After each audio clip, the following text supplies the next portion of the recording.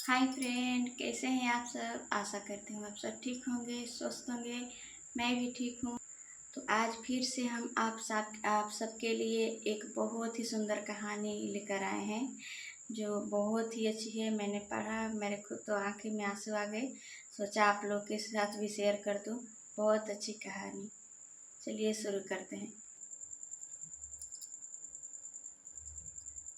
सुबह 9 बजे राजीव चौक के मेट्रो स्टेशन पर राहुल शेर के नीचे किए हुए बड़ा उदास होकर अपने एक मित्र का इंतजार कर रहा था। तभी राज आकर राहुल के कंधे पर हाथ मारता हुआ पूछता है, अरे यार राहुल, तेरी शादी को अभी 1 सप्ताह भी नहीं हुआ और तू इतनी जल्दी ही ऑफिस आ रहा है। यार, पत्नी के साथ में छुट्टियां मनाकर कहीं घूमने जा, थोड़ा मौज कर। राज बोला। लेकिन राहुल था कि अपना सिर उठा ही नहीं रहा था। यह देखकर राज ने गंभीर होकर पूछा, यार सब कुछ ठीक तो है ना? तू ऐसा उदास क्यों दिख रहा है? घर में सब ठीक तो है ना? राहुल ने गहरी सांसें लेकर धीरे से बोला, यार बहुत बड़ी गलती हो गई। अनीता मेरे जैसे मॉडर्न नहीं है, वो गांव की है, अंग्रेजी नहीं जानती। उसका रहन सहन, उसका स्वभाव, यार 3 दिन में ही परेशान हो गया हूँ। गले की हड्डी हो गई है वो मेरे लिए। मेरी तो जैसे जिंदगी ही बर्बाद हो गई है। राज ने दिलासा दिलाते हुए कहा, सब कुछ ठीक हो जाएगा यार, कुछ समय दे। भाभी को नई नई दिल्ली में सब कुछ सीख जाएगी। राहुल ने बात काटते हुए, चल चल ऑफिस के लिए देर हो रही है।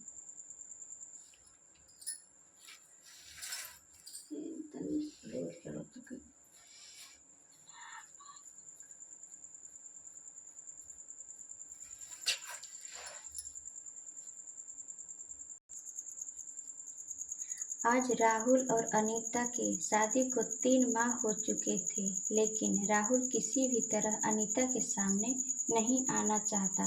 घर से बाहर जाते समय माँ से चिल्लाकर कहता है, माँ मुझे देर हो जाएगी वापस आने में, आप लोग खाना खाकर सो जाना। ये तो उसका रोज का बहाना हो गया। अनीता हर वो प्रयास करती कि कैसे वो राहुल को खुश रखे। माँ का भी ध्यान रखती, सुबह से शाम तक घर को सजाने संवारने में लगी रहती। यूट्यूब से देख देख कर बढ़िया से बढ़िया खाना बनाने की कोशिश करती। आज शाम को राहुल गाजर का हलवा खाते हुए जोर जोर से अपने ऑफिस के किसी व्यक्ति से बात कर रहा था। माँ ने ऊंची आवाज में कहा, अरे घर में तो कम से कम शांति से खाया कर, ऑफिस को घर में मत लाया कर। तभी माँ को चुप कराने के लिए राहुल तुरंत ने कहा, माँ बहुत बढ़िया हलवा बनाया है आपने। माँ ने कहा, मैंने नहीं, बहू ने बनाया है। यह बात सुनकर तो राहुल को जैसे सांप सूंघ गया।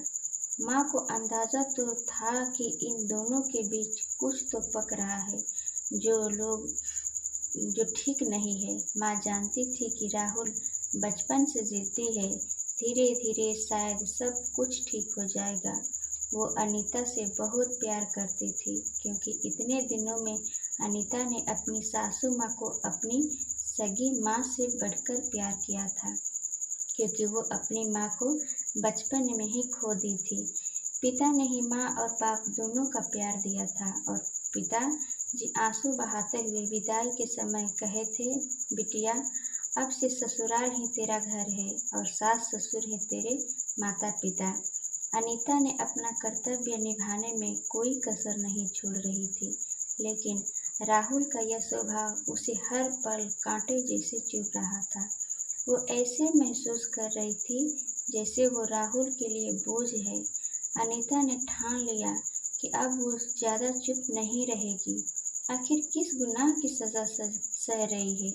और भरे हुए गले से आंसू बहाते हुए बोली, क्या कमी है मुझ में? ऐसा क्यों कर रहे हैं? यदि मैं आपको पसंद नहीं हूँ तो मुझे मेरे पापा के घर छोड़ आओ।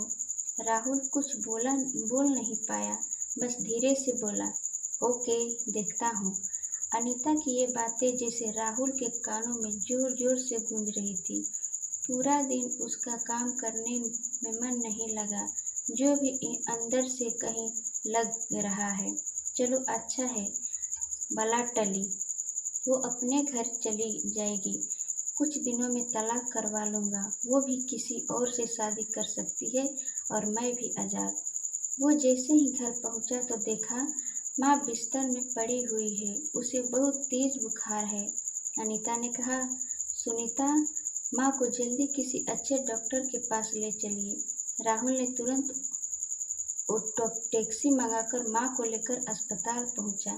पूरे रास्ते अनीता माँ को संभाले रही और माँ के लिए लगातार प्रार्थना कर रही थी, दिलासा देती रही और दिलासा, आप ठीक हो जाएंगी। डॉक्टर ने बताया राहुल की माँ के पेट में रसोली है, जिसका ऑपरेशन जल्द ही करना बहुत ज़रूरी है।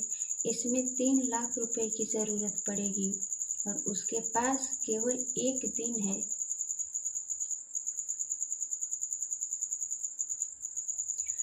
पैसे के इंतजाम करने के लिए। यह सुनकर राहुल के डर के मारे हाथ पैर कांपने लगी। वो सोचने लगा, शादी में सारी जमा पूंजी भी चली गई थी, अब क्या होगा। राहुल जिसे भी हो सकता था फोन लगाना शुरू किया। सभी दोस्तों ने कुछ न कुछ बहाना बनाकर और दुख जताकर फोन रख दिया। उसने ऑफिस में फ़ोन किया। वहाँ से भी मालिक ने कहा, देखो राहुल, लॉकडाउन के बाद वैसे भी हमारी कंपनी लॉस में चल रही है और आप पहले भी एडवांस ले चुके हैं। अंत में उसे लगा, मुझे डॉक्टर से कुछ और मोहलत लेनी चाहिए। यदि हो सके तो 2 या 3 दिन बाद ऑपरेशन हो तो कहीं न कहीं से लोन लेकर या घर के पेपर गिरवी रखकर पैसों का इंतजाम कर लेगा। थका हुआ वो अस्पताल पहुंचा और सीधे डॉक्टर के केबिन में जाकर डॉक्टर के पैरों को पकड़ते हुए बोला, सर, मुझे 2 दिन का वक्त दीजिए। आप बस मेरी माँ की जान बचा लीजिए। मैं आपका यह एहसान जिंदगी भर नहीं भूलूंगा। राहुल रो रहा था। डॉक्टर ने कहा, अरे तुम क्यों परेशान हो रहे हो? तुम्हें तो खुश होना चाहिए। ऊपर वाले ने तुम्हें इतनी अच्छी पत्नी दी है, उसने पूरा पैसा चुका दी है। तुम्हारी माँ का ऑपरेशन तो हो चुका है और वो अब खतरे से बाहर है। वो राहुल को सुनकर यकीन नहीं हुआ। वो दौड़ा और लेडीज वार्ड में माँ के पास पहुँचा तो देखा माँ बिस्तर में पीछे टिकी हुई बैठी है और अनीता उनके पैरों को हल्के हल्के हाथों से दबा रही है। राहुल को आज अपना कद अनीता के सामने बहुत छोटा लग रहा था। वो भी माँ के पैरों के पास जाकर बोला, माँ कैसी हो? तभी नर्स ने कहा, इन्हें थैंक यू बोलिए, ये आपकी पत्नी है क्या? इन्होंने रात दिन सेवा की है और पूरी रात जिससे प्रार्थना की है।